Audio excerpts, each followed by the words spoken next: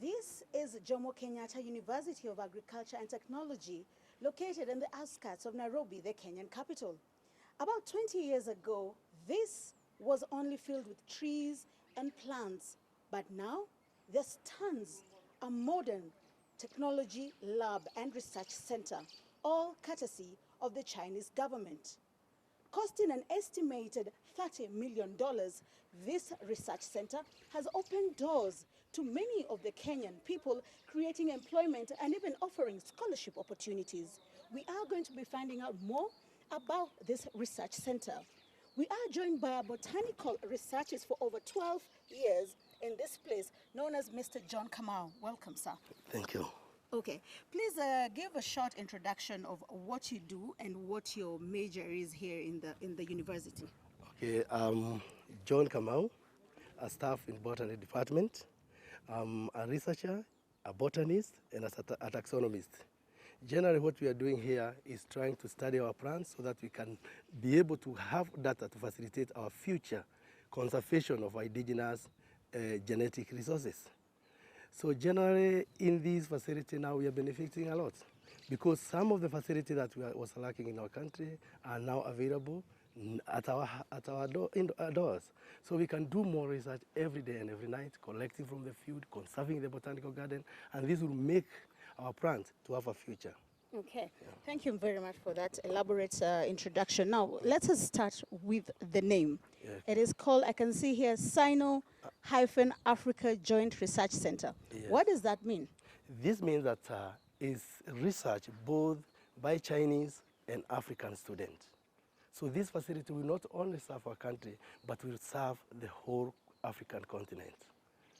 So me, I represent Kenya, and I have been trained by the Chinese. We are the first beneficiary of the first group for the scholarship. Mm-hmm. Yeah. Okay, so that's very nice to know. How many students were you when the research center started? They were 11, but increasing every day. Every year, 20, 25, and now even hundreds. So we have so many botanists who will be coming to Kenya to help in our conservation and in different areas. It's not only in taxonomy, it's not only in botany, but also genomics, the guys who are working with breeding, etc., for food security. So we are doing a lot, and we have so many specialists who are coming in to join us. Okay. Yeah. Perhaps just for the person sitting at home and watching, could you mind classifying those, you're talking about genomists, taxonomists, what does that mean in simple terms? For taxonomists are those guys who want to know how many species do we have in Kenya. Identify them to species, okay, varieties, because now we are trained to use DNA. So with DNA, even some plants that look familiar, we can be able now to identify the variety within a certain species. For the other guys who are doing proteomics, genomics, they are doing much to do with breeding. Remember, we are facing a lot of food insecurity. So these are guys who are going to breed our new crop that will face the challenges of the climate change. Remember, the old crop are not doing well. So we need to improve them. Where are we going to get the genes? To the wild. Yes. Okay. I also did some research. Besides the lab center, yes, this place is very green, yes, and looks like it has a vast variety of plants. Yeah. I read that you have something called the Botanical Garden. Yes. Could you please say a little bit about it? A botanical garden is where we conserve all the species, including the exotic, the indigenous, and it serves more than two purposes. One, it is very good for research. Two, it's very good for the visitors who come take picture, wedding, etc. And at the same time, we are sure the species which could have been endangered in our natural environment will be there for our future generation. Okay. I can see some people right now in part of what the garden is. Perhaps do they do this every day? Do they take care of the plants every day? Yes. In order for the plant to survive and to adapt, there must be somebody who is taking care of, because they were collected from different areas. So if a species was collected on the top of a mountain, we need to help it adapt in this particular area. Maybe there are some species we call mesophytes, which require a lot of water. So we must keep on watering and taking care of them. Perhaps could you tell us just a bit about one or two that are very interesting and where you got them from? You can see like that one is called hibiscus. This is called Hibiscus rosasinensis. I think you can see it's beautiful. Yes. It is exotic, okay? But we also have indigenous variety of the same. So by understanding these flowers, we can be able to identify the indigenous relative of this species. Okay. So this is what generally we are doing. Does it have any other use to human beings besides? Have you ever heard about the tea, some of the herbal Hibiscus teas? tea. Yeah, hibiscus tea. Yes, It is from the same family. So what do? We do more research if the same can be used for the same. Okay. So here you can see the plant, but future they can be food. Okay. Yeah. What does the hibiscus tea do to the human body? It's one of the detoxifier. You know, we need a lot of free radical scavenger these days because we are living in the polluted world. Sometimes carcinogenic gases, food is contaminated with heavy metals. So we need to keep on cleaning ourselves. So medicinal plant will be very, very important. And in fact, this is one of the areas that we are doing a lot of research. Okay, what about this one? This one is a babu, a relative to our mountain babu in Kenya. So babu is one of the most important plants in our water towers. Okay? So without this one in the mountain, there will be no water flowing down one because they help in infiltration after the rain. Okay. Yes. All right. So I read that you've said it's maybe it's matching with some of our plants. Does this mean that they are not from around here? Some of these plants that you have here? Yeah, we need to collect from the whole region. So the ones you have here are from. Give us examples of maybe where they're from. For instance, this one was introduced from Benjamin. That's why we call outside country. So we call it Ficus benjamina. It is exotic, introduced from outside the world. You recollect this one is a fruit, guava, but it was also introduced. Currently, it's now increasing the food security for fruit because it can grow and adapt better. So we collect them from different areas. Even some of these plants were brought by the colonial peoples. But we have to keep on conserving them for beauty, for future research, because we want to learn more about the plants. Wow. Yeah. Okay. So according to the reports, it says that this research center sits on 40 acres. Yes. That is quite big. So besides the plants, what else is there? Beside the plant, there is the laboratories, which are very important, because there is also the halls where we can do presentation, etc., the offices of different researchers. So there is much more. And even some field where some people can play games after that.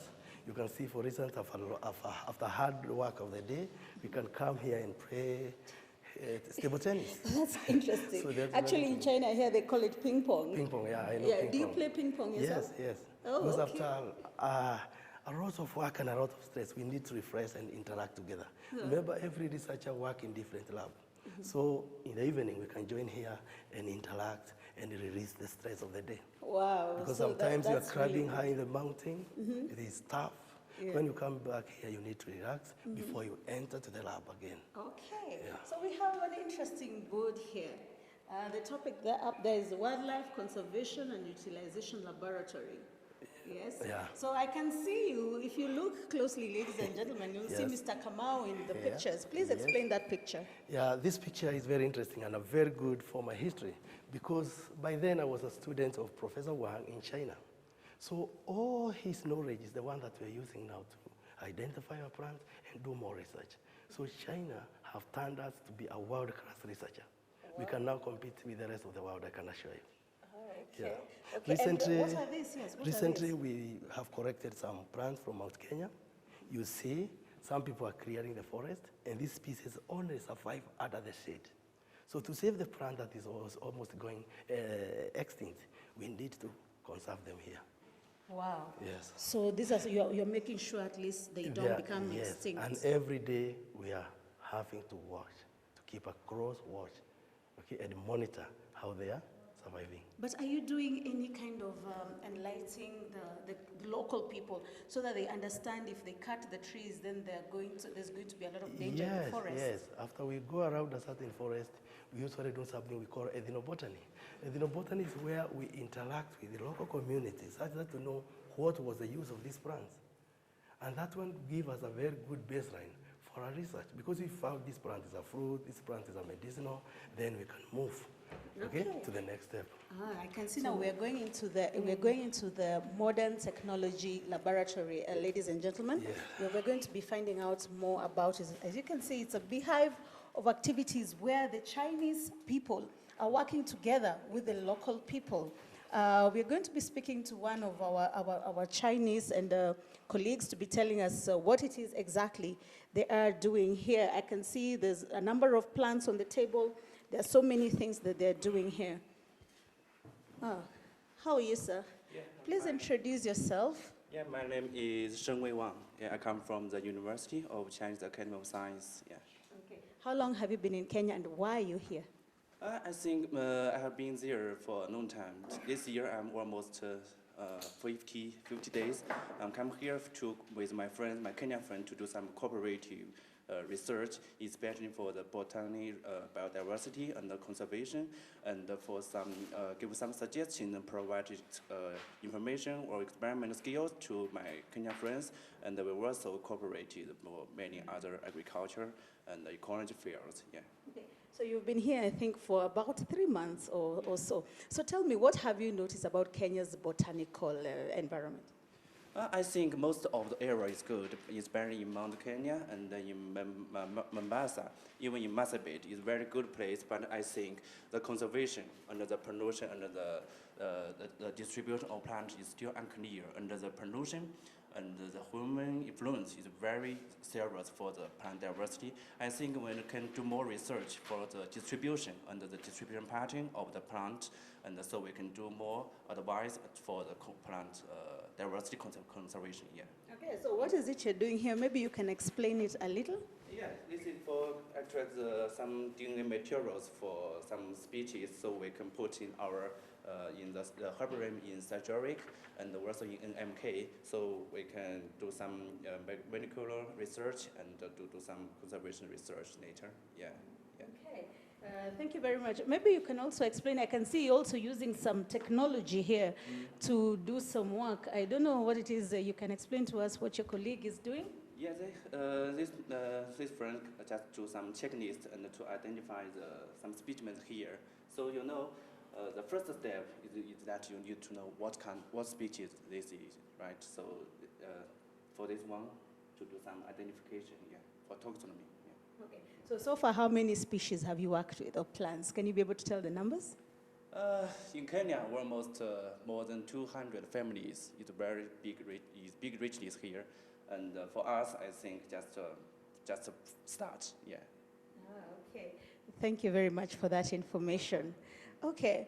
We're going to be going back to John Kamau, who will be showing us some of the things they're doing here. Please, could you explain why you have collected these interesting-looking plants here?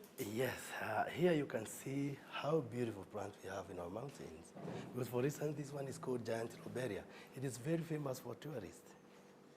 So, if these plants go, we kill the whole tourism industry, because they are most beautiful plants growing at a higher altitude.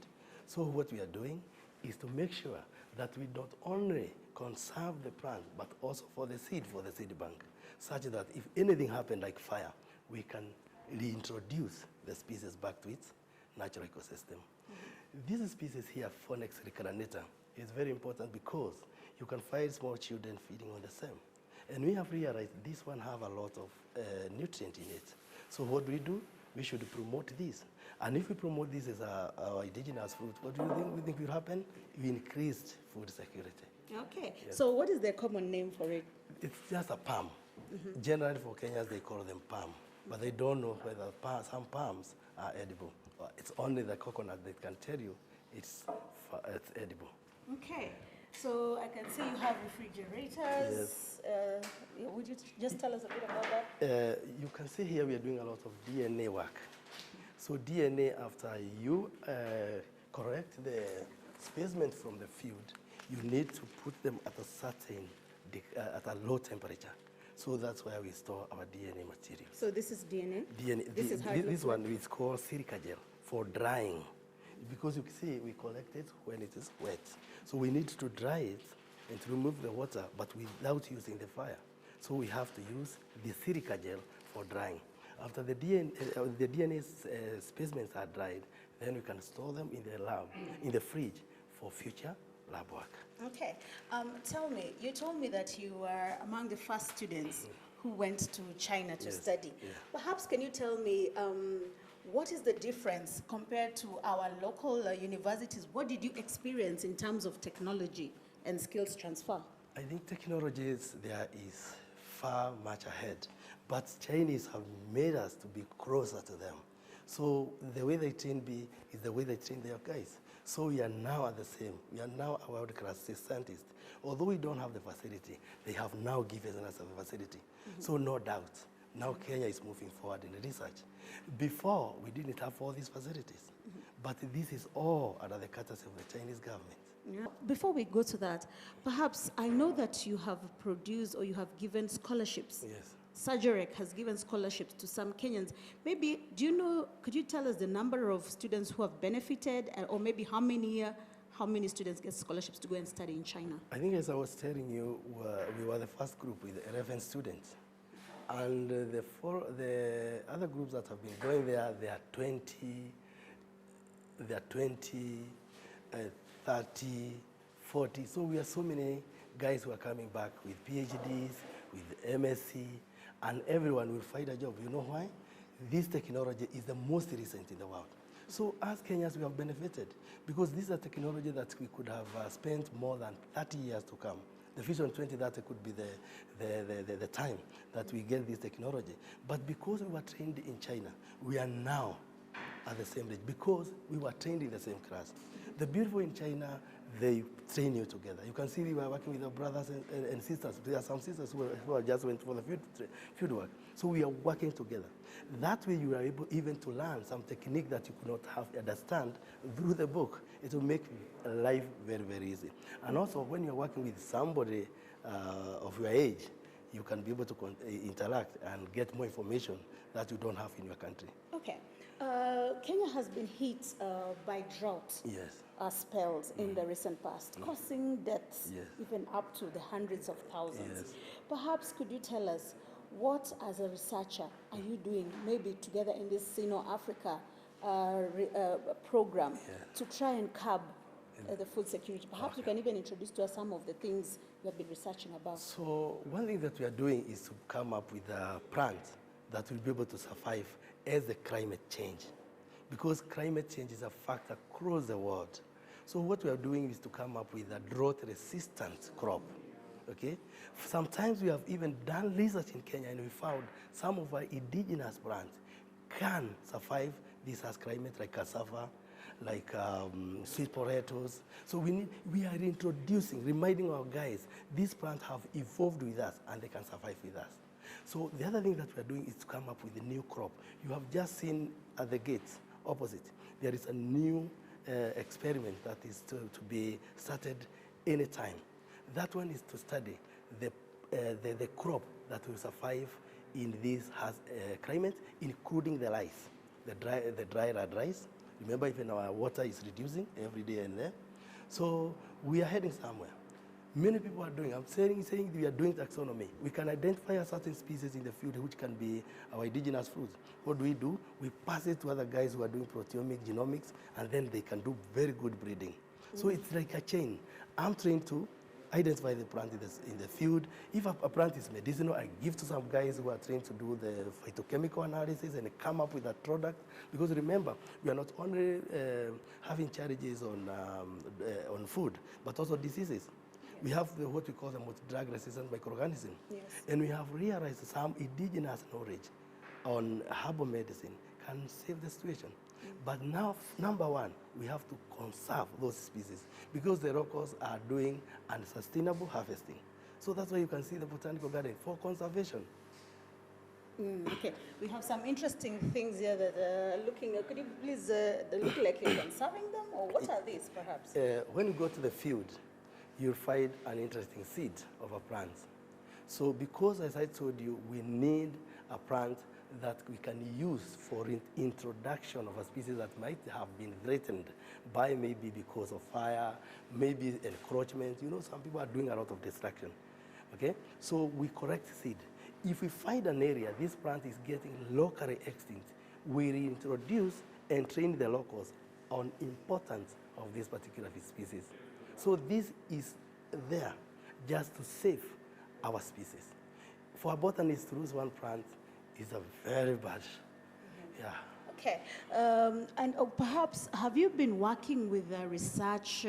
You said at the beginning it's a Sino-Africa Yes. Research Joint Center. Yes. Perhaps do you have students here from other countries, and if you do, how many, and just an estimate, and from which countries maybe? In countries like Tanzania, in countries like Uganda, people are coming, in general, they're coming from across Africa. You can find 5, 10 in different departments. So I think it's 100 students here in JKUAT. Why? Facility. Remember, this facility will bring some guys from all over Africa, because what we don't have in Africa is the facility. Now Chinese are very good that they have given us these facilities that will make every good researcher to visit this facility, and after that, you can go and train others. Remember when I was in China, I was trained. Now I'm also training Kenyan students. So I have a lot of products from Professor Wang, then many products. So it is like a tree that is growing very, very well. My students right now in plant ecology, 7 are going to China in October. That's good. Because I'm trying also to show them where I got the knowledge. And if you teach them well, they will ask you a question, how did it come? You are teaching us something that is not in other field. Ah, okay. Wow, that is excellent. Good, yeah. Thank you very much for Yeah. all that knowledge. Yeah. As you can hear, ladies and gentlemen, actually the China-Africa relationship is not just about infrastructure development in terms of railways and roads and all that kind of technology, but it is also helping to improve the skills, technology, and education system, and also helping Africa to curb the much food insecurity that we have right now in the continent.